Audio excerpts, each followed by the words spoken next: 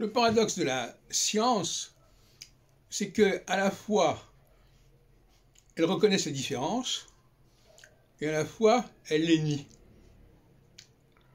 Par exemple, on peut avoir une approche scientifique des langues en disant, bon, toutes les langues ont un mode de fonctionnement qui est à peu près le même, avec une problématique à peu près la même. Ça donne notamment la phonologie, etc. Et puis, il y a une autre approche qui reconnaît à telle ou telle langue une importance particulière. C'est le problème de l'impérialité, c'est le problème de la domination, c'est le problème de la supériorité d'une langue sur les autres, supériorité au sens non pas d'être supérieur en soi, mais d'exercer un impact supérieur. Et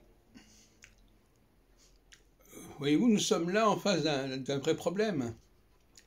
Par exemple, dans le cas du français, chaque fois que l'on nous parle du français, on est dans un discours très discutable.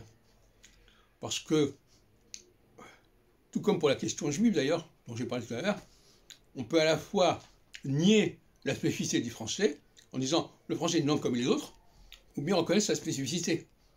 C'est ça le dilemme. C'est là que les choses se distinguent. Et c'est intéressant de voir cette dualité épistémologique.